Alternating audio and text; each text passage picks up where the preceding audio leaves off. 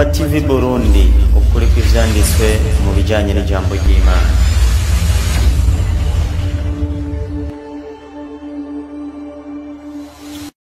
Kurikira 1969 muhagusobanurire Pentecote cyari amanye Pentecote cyarico ndiyo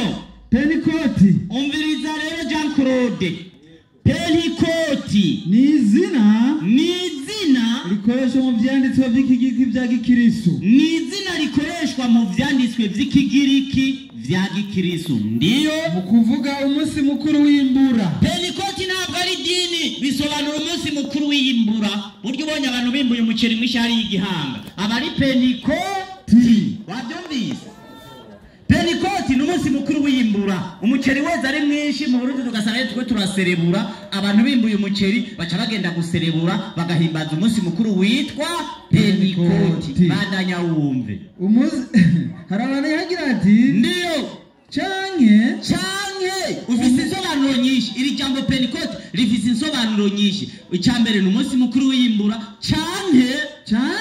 ndiyo umunsi mukuru w'amahinga bana nk'ubu turashobora kuvuga ati uno munsi rero turamaze yinga reka duhimbaze umunsi mukuru witwa nde Pentecote bandanya wumve witwa kandi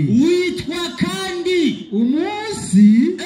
w'ivyamwa vya mbere vyeze ubonye za manderena zeze ari nyinshi bana abari umunsi mukuru witwa nde Pentecote muri myembe yeze ijya myembe ya mbere batanguye kwamura ijya ya mbere ica yitwa Pentecote mohe wavyumvise yego ujya Pentecote si dini y'Imana Pentecote ni ibintu by'abateka mitwe byatanguye mu mwaka wa 1991 byatangujwe n'umugore bita Agnes Hozemi w'umwongereza yiyo nkoye mu ishengero ry'ababatista amaze kwiyo bamwirukanye kubera yari karavuga mu rushengero nawe yari karatanga amategeko baca baramwirukana mu Bwongereza acahungira muri Swede acatanguza idini rya Pentecote n'ubu icicaro gikuru cya Pentecote mwisikiri muri Swede uwari kuza mu 1991 nta Pentecote yari gusangaho yatanguye mu 1991 mu Burundi twayizaniwe n'umutama bita Thomas Wimberge abarundi baca bamwita ngo ni Thomas Fumberi yashikiye mu kayogoro ka Makamba niho uwayizanye mu Burundi umumissionnaire yayizanye bamwita Thomas Wimberge abarundi kubera byabagora kuvuga ngo Wimberge bagaca bavuga ngo ni Thomas Fumberi uzobaze mu mateka none Jean Claude we ninde yari yaguhenze akubwira ko Pentecote ari ivy'Imana n'abagenzi nakazi kawe rero umva ko bakutaye mu ngorane haburi kino none muri Pentecote barigeze bakubwira ngo mu Pentecote azoja mwijuru tutoge bagusomeye umurongo we muri Bibiliya uvuga ko aba Pentecote bazoja mwijuru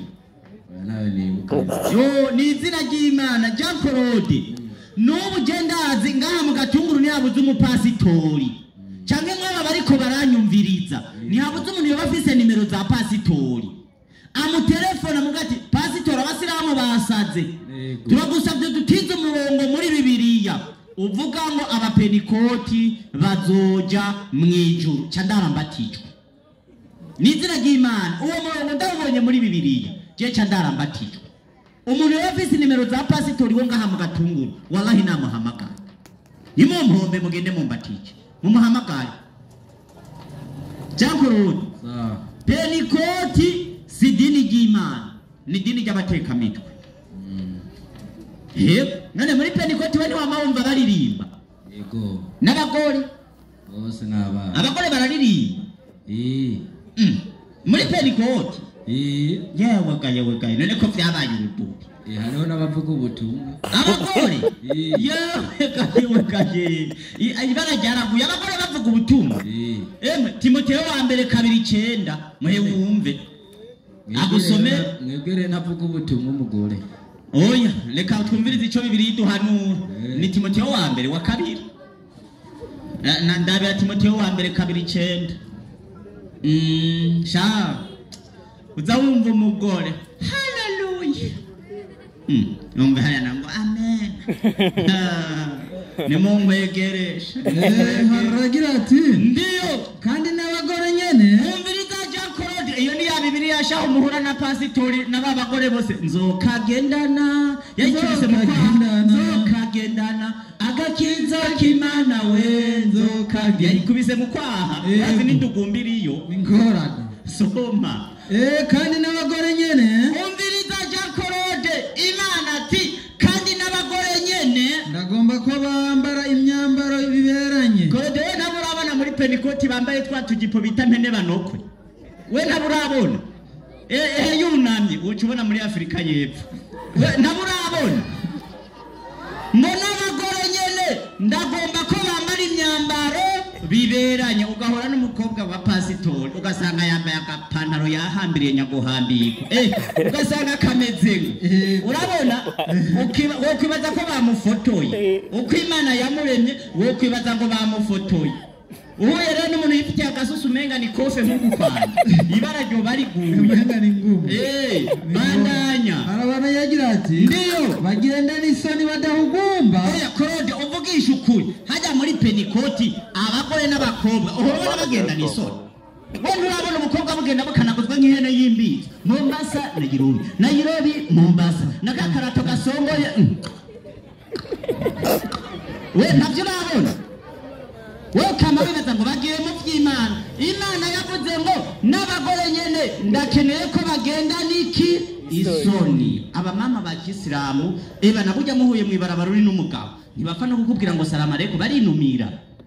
sawa mugabo aba hari iwanyu mu Pentecote barajyaraguye bandanya wumve kandi ndiyo badasajisa gutsiba imishatsi wena urabona abakobwa hari iwanyu mu Pentecote ubushaza bwabo gushaza kwabo ari imishatsi umenga n'ibiziriko babahambiriye mu mitwe uramaze kubona umukobwa w'umusiramukazi mu mutwe uramaze kumubona Imana yavuze ngo sinkeneye ko bashazisha gutsiba imishatsi Imana yarabibujije twe ntuzubone bimereye kurya ni Imana no kubera bagendera mu mategeko y'Imana bandanya wumva cyangwa izahabu ntuzobona nyene izanzahabu zabo bakunda gushira ku matwi ntuzobona abakobwa ba Kisilamu bazishize hejuru arakubita kinzahabu agacafuka ageze muhira ari agaca yereka sheri wiwe sawa bandanya cyangwa imaragarita nabijya bintu byose by'agaciro kirazira kubigendeza none Korode we burya we nk'ubu uramaze kubona inzahabu kubera ni y'agaciro ntigendera kwibarabara none imaze kuba yandagaye nk'ayo mabuye we wumva yo bari y'agaciro mugabo uza gusanga umukobwa hari amatako yose ari hejuru na za mayibobo ngo sister unapendeza wapi baja bariko baragusuzugura wihaye za mayibobo cyo kimwe n'umuhwi utonoye za gusanga ubutuku bwaguye ko isazi imibu sawa uramaze kubona umuntu yanze imibu itonoye uramaze kumubona burya rero zijya n'inzabu nicyo gituma bazifuka bandanya cyangwa impuzu z'igiciro kinini abakirisu n'impuzu y'ibeyi kirazira kwambara bandanya ariko ndiyo basazishe ibikorwa by'ingeso nziza bashazishe ibikorwa by'ingeso nziza bandanya 11 11 aragira ati ndiyo umugore rero Claude babano zama igisomwa cambe ivyo dusoma ngibare umutima Paulo yandikiye abakoresha tutitanga wewe navyurumva kandi biriko biravugwa n'abagore umviriza umugore agire gute umugore yigatekereje bana kirazira kuryogora umugore yigate uramaze kumva ko musigita umugore winari hamdalillahi na hamadu uramaze kumwumva wazi inkoni yorira hano yiheza akagenda hajya mu musigiti agatora mikoro inkoni yorya ntizigira igitigiri Imana yavuze ngo umugore yige atekereje bandanya agamburuka rwose bana no kugamburuka ntakwiye guhaguruka imbere y'abagabo ngo ariko arafise ivyavuga bandanya ariko ndiyo sinkundira umugore ko yigisha oya Claude we wavuze ngo mbere baravuga n'ubutumwa si we wavyivugiye Imana ati sinkundira umugore ko yigisha muga mu Pentecote ibara ryaraguye hari ba mama pasiteri baravugishwa bakuzuzwa mpwemu yera hari ibigabo navyo bigasha bitangura kuzuzwa mpwemu yera nyene nawe uravyumva bandanya cyangwa ganzo n'umugabo bana cyangwa umugore ntibikwiye kwaganza umugabo muga mu Pentecote basha ibigabo byose biratekereza n'amakoti umugore agahagarara kuri altare haleluya shengero ry'Imana shengero ry'Imana iryo ni rya Satani namugora n'abarundi barawuciye ngo nta nkoko kazibika isake iriho mbwa mu bukirisu zirabika nasha mubu ibitse mbere twe twoca tuyirya bisa inkoko kazi barise ibitse kabaragazena iyo baca bacisha kwimbugita muhe Jakorode sa wabyumvise iryo niriyazwe n'umukama yego none ubona gute cyenda ibona neza ni wohinda basha narahindutse we nubona ko winjiriye ahatariho wabibonye habura ikinone kugira uze wibera umusiramu ndacabitegura mbeho baragusiramu neza yego oya wamuhwe ntumpero baragusiramu yego burya we ntiwagiye kwisilamu zavugira ntuzogware sida okay kumbe ni wisilamu je kubera Imana je nagira wisilamu je kubera Imana nisilamu je kwikingira okay ibyo rero burya intumwa y'Imana Muhammad sallallahu alaihi wasallam niwe avuga ati burya umwe wese azohembwa ku muzirikanye wiwe wowe muzirikanye wiwawe kwari ukwikingira nta nubwo wabikoze kubera itegeko ry'Imana mugabe ibyo reka tuvuge ati nta nico bitwaye sawa yego icy'ingenzi ndaguhamagarira gusiramurwa mu mutima naho Imana yavuze ngo nta munyamahanga atakebwe mu mutima no ku mubiri ngo azokwinjira hera hanje shaka renda gusiramure ku mutima naho mugano have wiruka ngo ndazana ugwembe ku mutima tubasiramuza amajambo yego nacyumviye uri tayari yego ndagusiramure ku mutima yego nyene reka maenda kwigisha ukuntu ndagusiramura no have wiruka wibaza ngo bava bazana imbugita bava haza abasore b'inguvu bankubita umwereka bace bankura ishati basiramuri ku mutima suko bigenda abaroma 10 ndakwigisha ukuntu rero ugiye gusiramura abaroma 10 haragira ati ndiyo 10 abaroma haragira ati kuko umutima ari umuntu yizera shakaronka kugororoka umutima igituma navuga ati ndagusiramura ku mutima wowe ndakubwira wizere umutima ni umuntu yizeresha iyo umaze kwizera kugiye kwemera Imana imwe rudende Imana ivuze ngo ucuronka ukugororoka nk'ubu we nimba mu mutima vyajemo burya we wamaze kuronka ukugororoka bandanya kandi akanwa